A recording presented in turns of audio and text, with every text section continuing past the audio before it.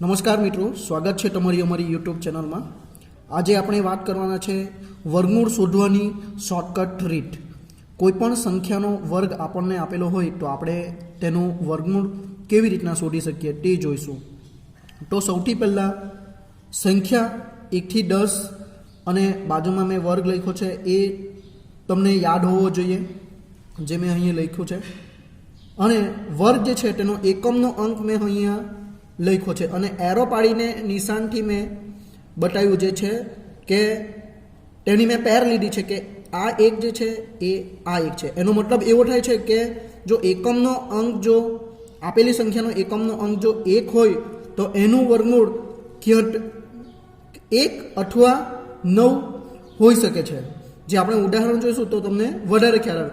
એવી રીતના બીજી પેર છે 4 અને 4 માટે, એટલે કે 2 અને 8ની પેર છે, 3 અને 7ની પેર છે, 4 અને 6ની પેર છે।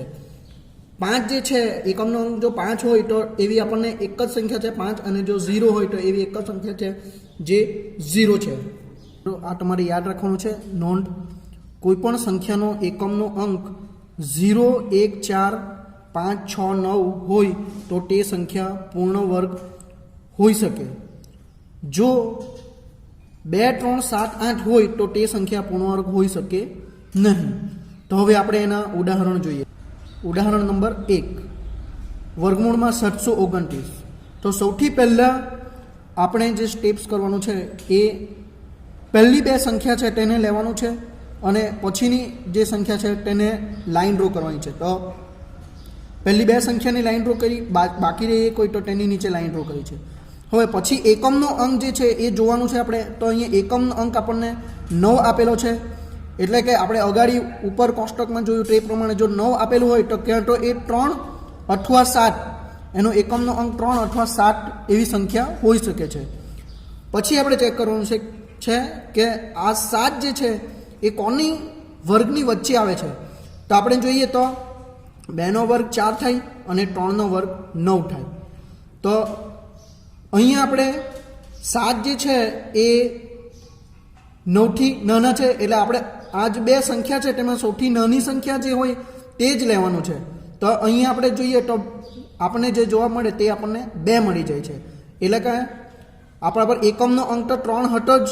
હવે આમાંથી 2 મળે તો 23 થઈ ગયા, અથવા આ 7 તો એકમનો અંક હતો જ અને આ 2 જોવા મળે તો 2 અહીંયા મૂકી દઈએ તો 23 અથવા 27 એ 729નો વર્ગ હોઈ શકે છે। એ બેમાંથી એક આપણો જવાબ છે। હવે આ બેમાંથી કયો એક જવાબ છે તે શોધવા માટે એક સ્ટેપ કરવાનું છે બીજું, કે 2 તમને જે જોવા મળ્યો છે તો 2 પછીની જે સંખ્યા છે તેનો ગુણાકાર કરવાનો છે, એટલે 2 તરી 6, એટલે તમને જવાબમાં મળી જાય 6। હવે આ 7 અને આ 6 એ બેને કમ્પેર કરવાનું છે, એટલે કે 7 જે છે એ 6 કરતાં મોટી સંખ્યા છે, એટલે જવાબ તમારો જે છે એ આ બેમાં મોટી સંખ્યા કઈ છે તો 23 અને 27માં મોટી સંખ્યા જે છે એ 27 છે, એટલા માટે જવાબ તમારો જે છે એ તમારો 27 તમારો જવાબ છે। અહીંયા આપણે બીજું ઉદાહરણ જોઈએ, વર્ગમૂળમાં 961। હવે અહીંયા એકમનો અંક 1 આપેલો છે। સૌથી પહેલાં આપણે લાઈન ડ્રો કરી દેવાની। તો બે સંખ્યાને લાઈનમાં લીધી અને બીજી એક સંખ્યા। હવે એકમનો અંક 1 આપેલો છે, એટલે ક્યાં તો 1 અથવા 9 આ બેનો વર્ગ હોઈ શકે છે। એકમનો અંક 1 અથવા 9 હોઈ શકે છે। હવે અહીંયા 9 આપેલો છે તો આપણને ખબર જ છે 3 તરી 9, એટલે કે આપણને ડાયરેક્ટ અંક અહીંયા મળી ગયો છે 3, એટલે આ 3 અને આ 1 એટલે 31, અથવા આ 9 તો અહીંયા છે અને આ 3 તે 39, એટલે આ બે 961 જે છે એ 31 અથવા 39 એ બેનો વર્ગ હોઈ શકે છે। હવે આ બેમાંથી કઈ સંખ્યા છે તે જાણવા માટે આ 3 તો આપણને મળી ગયા છે, એના પછીની સંખ્યા આવે 4, એટલે 3 ચોક 12। હવે 9 અને 12ને આપણે કમ્પેર કરીએ તો 9 જે છે 12 કરતાં નાની સંખ્યા છે, એટલે કે આ બેમાં જે નાની સંખ્યા છે તે આપણો જવાબ હશે। તો આ બેમાં નાની સંખ્યા 31 છે, એટલા માટે જવાબ આપણો 31 છે। મિત્રો આ થઈ આપણે 3 અંકનું વર્ગમૂળ શોધ્યું। હવે આપણે જે ઉદાહરણ જોઈશું તે 4 અંક માટેનું જોઈશું। તો વર્ગમૂળમાં 7056, પાછું આપણે લાઈન ડ્રો કરવાની છે। 2 2 અંકની નીચે લાઈન ડ્રો કરવાની. હવે અહીંયા 2 અંક બાકી રહ્યા છે તો પાછી 2 અંકના નીચે લાઈન ડ્રો કરવાની છે. હવે એકમનો અંક જોવાનો સૌથી પહેલાં 6 છે. 6 એકમનો અંક હોય એટલે 4 અથવા 6 આ બેમાંથી એક સંખ્યા એકમની હોઈ શકે છે. હવે અહીંયા 70 આપેલું છે, તે કોની વચ્ચે, તેનો વર્ગ કોની વચ્ચે આવે તે જોવાનું છે. તો 8 × 8 = 64 એટલે 8નો વર્ગ 64 અને 9નો વર્ગ 81. તો આપણે અગાડી જે રીતના કીધું તેવી રીતના બેમાં સૌથી નાનું હોય તે જ લેવાનું છે. એટલે સૌથી નાનું 8નો વર્ગ છે એટલે કે 8 આપણને મળી ગયો. તો બાજુમાં જે સંખ્યા મળી ગઈ એ 84 અથવા આ 6 અહીંયા હતા 8 એટલે 86. તો આ બેમાંથી એક સંખ્યા હોઈ શકે છે. પાછું આપણું અગાડનું સ્ટેપ 8 અહીંયા મળી ગયા, 8 પછી આવે 9, 9 × 8 = 72. હવે 70 અને 72માં ને સરખાવીએ તો 70 જે છે એ 72 કરતાં નાની સંખ્યા છે. એટલે આ બેમાં જે નાની સંખ્યા છે તે આપણો જવાબ થશે. તો બેમાં નાની સંખ્યા કઈ છે? 84 છે. તો જવાબ આપણો 84 આપણને મળી ગયો છે. હવે બીજું ઉદાહરણ જોઈએ. ઉદાહરણ નંબર 4, વર્ગમૂળમાં 9801. એકમનો અંક 1 છે, માટે 1 અથવા 9 એના જે આપેલ જવાબ છે તેનો સંખ્યાનો એકમનો અંક હોઈ શકે છે. હવે વર્ગમાં આપણે જોઈએ તો 9નો વર્ગ 81, 10નો વર્ગ 100. આપણે નાની સંખ્યા લેવાનું છે એટલે 9 લેવાનું. એટલે 91 અથવા 99 બેમાંથી એક સંખ્યા હોઈ શકે છે. બેમાંથી કઈ સંખ્યા હોય તો 9 આપણને આપેલો છે તો 9 × 10 એના પછીની સંખ્યા 10 આવે એટલે 9 × 10 એટલે 90 જવાબ મળે. અહીંયા આપણને 98 આપેલા છે તો 98 જે છે એ 90 કરતાં મોટો છે. એટલે આ બેમાં જે જવાબ છે આપણે મોટી સંખ્યા છે. મોટી સંખ્યા કેટલી છે? 99 છે. તો જવાબ આપણને મળી ગયો 99.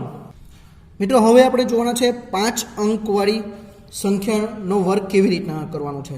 તો સૌથી પહેલાં આપણે 2 અંક લેવાનું છે, તેના પર લાઈન ડ્રો કરી દેવાની. હવે અહીંયા 3 અંક બાકી રહ્યા છે તો 3 અંકને સાથે લેવાનું છે. તો તેના પર લાઈન ડ્રો કરી દેવાનું. હવે એકમનો અંક જોવાનો સૌથી પહેલાં 4.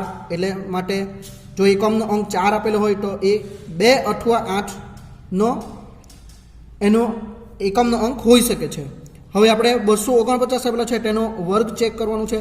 તો આપણને ખબર છે 15 વર્ગ 225 અને 16નો વર્ગ 256. એટલે આપણે નાની સંખ્યા લેવાનું એટલે કે આપણને જવાબ આમાંથી મળી જાય 15. તો આ 15 જે છે તે 2 એકમનો અંક હતો તે, એટલે આપણને સંખ્યા મળી ગઈ 152. આ 8 એકમનો અંક અહીંયા હતો તે જ અને 15 આપણો જવાબ છે એટલે આ 15 એટલે 158. તો આ બેમાંથી એક સંખ્યા આપણો જવાબ હશે. તો આપણે 15 જે છે 15 ગુણ્યા એના પછાડી જે 15 ગુણ્યા એના પછાડીનો અંક એટલે 16. તો 15 × 16 કરે તો તમને જોવા મળી જાય 240.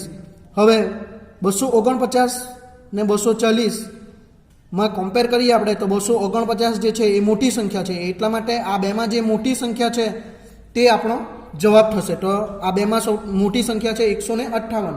તો આપણો જવાબ જે છે એ 158 છે થાય. હવે બીજું ઉદાહરણ જોઈએ. વર્ગમૂળમાં 38 80 9.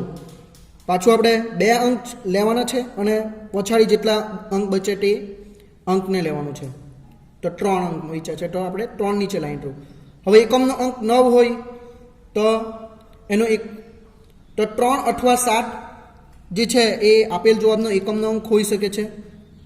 હવે 388 છે એ કોનો વર્ગ એની નજીક હોઈ શકે? તો 19નો વર્ગ 361 થાય ને 20નો વર્ગ 400 થાય.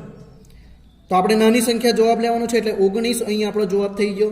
તો 19 અને આ 3 આપણો એકમનો અંક હતો તે તો 193 અથવા 19 તો આપણા જે હતા તે અને 7 હતા તે, એટલા માટે 193 અથવા 197 એ બેમાંથી એક આપણો જવાબ હશે. તો હવે 19 જે મળ્યો તે 19 પછીની સંખ્યા આવે 20. તો એનો ગુણાકાર કરવાથી તમને જોવા મળી જાય 380. 388 ને 380. તો 388 જે છે એ મોટો છે એટલે આ બેમાં મોટી જે સંખ્યા છે તે આપણો જવાબ હશે. તો મોટી સંખ્યા અહીંયા 197 છે એટલે જવાબ આપણો 197 થશે. મિત્રો હવે આપણે જોઈશું 6 આંકડા આપેલા હોય તો એનું વર્ગમૂળ આપણે કેવી રીતના શોધી શકીએ. તો આ માટે થોડી મેથડ ચેન્જ છે. તો સૌથી પહેલાં આપણે લાઈન ડ્રો કરવાની છે 2 આંક પર. અહીંયા 2, 2 અને 2 અંક છૂટા છૂટા લેવાના છે, તેની નીચે લાઈન ડ્રો કરવાની છે. તો એ તમારે ધ્યાન રાખવાનું છે. હવે એકમનો અંક અહીંયા 6 આપેલો છે, એટલા માટે જવાબ આપણને 4 અથવા 6 મળી શકે છે એકમનો અંક. હવે આ છેલ્લે આપણને 29 આપેલા છે, તો એ કોના વર્ગની વચ્ચે આવે? તો 5નો વર્ગ 25 અને 6નો વર્ગ 36. એટલે કે જે 5નો વર્ગ જે છે એ આપણો જવાબ થશે. હવે જે આ 81 બચેલા છે તે 81 લખી જ દેવાના છે. 5નો સ્ક્વેર 25 અને 29. તો આ 29માંથી 25 બાદ કરે તો તમને 4 મળે. તો એ 4 તમારે અહીંયા લખવાનું છે. અને આ જે 5 છે એ 5ના ડબલ 5 દુ 10, તો તે 10 અહીંયા લખવાના છે તમારે. પછી એની લોંગ ડિવિઝન મેથડથી એનો ભાગાકાર કરવાનો છે. હવે લોંગ ડિવિઝન મેથડ શું છે તે મેં તમને અહીંયા સમજાવી દઉં. 10 આપણને મળી ગયા છે, તો 101 લેમ તમારે ગુણાકારમાં એક લેવાનું, તો એ તમારી લોંગ ડિવિઝન મેથડ કહેવાય. જો 102 લેમ તો ગુણાકારમાં તમારે 2 લેવાનું, 103 તો 3 લેવાનું. એવી રીતના આપણે અંક લેવાનું છે. તો 10 આપણને મળી ગયા, તો સૌથી પહેલાં મેં જો અહીંયા 1 મૂકું એટલે 101 થાય. તો એ 101 ગુણ્યા મેં 1 કરું તો જવાબ તમને 101 મળે. જો તો તે 481ની નજીક નહીં આવે. જો 102 ગુણ્યા 2 કરું તો 204 મળે. 101 ગુણ્યા 3 કરું તો 309 મળે. 104 ગુણ્યા 4 કરું તો 416 મળે. એટલે કે 481ની નજીક મળી ગયો. જો મેં 105 ગુણ્યા 5 કરું તો જવાબ મને 525 મળી જાય છે. એટલા માટે મારે 104 ગુણ્યા 4 જે છે એ મારે લેવું પડે. એટલે 104 ગુણ્યા 4 મેં અહીંયા લખ્યું છે. હવે આપણને એકમનો અંક તો ખબર જ હતો 4 અથવા 6. હવે જે બીજો અંક જે છે તે 481, એટલે આ 81 વાળું આપણે શોધ્યું, તેમાં જે 4 મળ્યો તે આપણો અંક હોઈ શકે છે. બંનેમાં 4 અને 4. અને છેલ્લો અંક જે 29 વાળામાં આપણે 5નો સ્ક્વેર 25 કર્યો, એટલે છેલ્લી સંખ્યા જે છે એ 5 છે. એટલે કે અહીંયા 5 મેં બંને સાઈડે લખી દીધું. એટલે કે હવે આપણને ખબર પડી ગઈ છે કે 544 અથવા 546 એ આપણો બેમાંથી એક આપણો જવાબ હોઈ શકે. હવે આ જે રકમ લખેલી છે તે જ રકમ અહીંયા લખી દેવાનું છે અને એનો સરવાળો કરવાનો છે. જો એનો સરવાળો કરતાં તમને જવાબ 27 મળશે. પાછો એનો સરવાળો કરો 7 અને 2નો, એટલે તમને 9 મળી જશે. એ આપણે જવાબ ચેક કરવાનો છે, તેના માટે તમને ઉપયોગી બનશે. હવે આ 544 આવ્યા તે 544 અને 546 હતા તે 546. હવે એનો પણ સરવાળો કરીએ તો 5 ને 4 9 ને 4 13, એટલે આ 13 મળી ગયા. હવે 3 ને 1 4. તો અહીંયા ખાસ ધ્યાન રાખવાનું છે કે આ 4 મળ્યું તો એકવાર એને મલ્ટિપ્લિકેશન કરવાનું છે પાછું જે નંબર તમને મળ્યો છે તેની સાથે જ. એટલે 4 મળ્યો તો 4 ગુણ્યા 4 કરવાનો, એટલે 4 ચોક 16. હવે 6 ને 1 7, એટલા માટે અહીંયા 7 લખ્યા છે મેં. નીચે પણ સેમ વસ્તુ કરવાનું છે. 546માં 6 ને 4 10 ને 5 15, 5 ને 1 6, 6 મળ્યો તો 6 ને પાછું 6 સાથે ગુણાકાર કરવાનો, એટલે તમને જવાબ મળી જાય 36. અને 6 ને 3 તમને મળી જાય 9. તો આ બેમાં જે સંખ્યા તમારી આપેલ સંખ્યાનો જે સરવાળો છે તેની સાથે મેચ થાય તે તમારો જવાબ થશે અહીંયા. તો તમે જોઈ શકો છો અહીંયા કે આપેલી સંખ્યાનો જવાબ અહીંયા 9 છે અને 546નો આપણે જવાબ કર્યો તે આપણને 9 છે. એટલા માટે આપણો જે જવાબ છે એ 546 છે. જવાબ 546. આ આગળની મેથડ કરતાં થોડું અલગ છે, પણ તમે 2-3 એક્ઝામ્પલ કરશો તો તમને જરૂરથી આવડી જશે. તમે 6 અંકની કોઈ પણ સંખ્યાનો વર્ગ તમે આરામથી શોધી શકશો. આપણે બીજું ઉદાહરણ જોઈએ. વર્ગમૂળમાં 38, 68 અને 84 4 એકમનો અંક છે, એટલે 2 અથવા 8 જવાબ મળી શકે. પછી આપણે 38 છે એટલે એનો વર્ગ ચેક કરીએ તો 6નો વર્ગ 36 અને 7નો વર્ગ 49, એટલે આપણને જવાબ મળી જાય અહીંયા 6.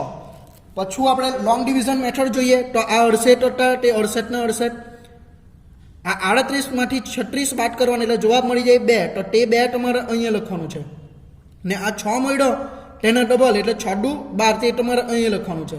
હવે લોંગ ડિવિઝન મેથડમાંથી 12 તમને મળી ગયો છે, એટલે 121 ગુણ્યા 21 કરે તો તમને 121 જ જવાબ મળે. પર જો 122 ગુણ્યા 2 કરું તો મને 268ની નજીક જવાબ મળી જશે. જો મેં 123 ગુણ્યા 3 કરે તો એનાથી વધી જશે, એટલા માટે મારો જવાબ જે છે 122 ગુણ્યા 2, એટલે જે વચ્ચેનો અંક જે છે તે મારો 2 છે, એકમનો અંક 2 અને 8 હતો, વચ્ચેનો અંક મને 2 મળી ગયો, અને છેલ્લો ડિજિટ જે મારો હતો તે 6 હતો, એટલે અહીંયા તમને જવાબ મળી જશે 622 અથવા 628. હવે આપણે આગળના જેમ ચેક કરીએ તો અહીં આપેલી સંખ્યા 38, 68 અને 84, એનો સરવાળો કરો તો તમને 37 મળશે, એનો સરવાળો લેવો તો 10 મળે, અને એનો સરવાળો કરો તો તમને 1 મળી જાય. 622નો સરવાળો કરો તો 10 મળે, 0 + 1 કરે એટલે 1 મળે, અને પાછો યાદ રાખવાનું છે અહીંયા જે જવાબ મળે તેનો ગુણાકાર એકવાર કરવાનો છે, એટલે 1 ગુણ્યા 1 જવાબ તમને મળે 1. 628માં સરવાળો કરો તો 16 મળે, 6 ને 1 7, પાછો જે અંક મળ્યો તેનો ગુણાકાર 7 ગુણ્યા 7, જવાબ તમને મળી ગયો 49, અને પાછો એનો સરવાળો કરે તો તમને જવાબ મળે 13, અને 13નો સરવાળો કરે તો તમને જવાબ મળે 4.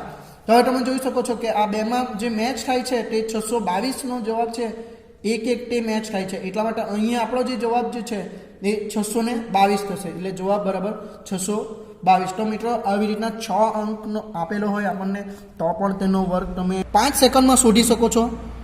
તો મિત્રો તમને અમારો વિડીયો પસંદ આવ્યો હોય તો લાઈક અને સબસ્ક્રાઈબ કરવાનું ભૂલતા નહીં. Thank you.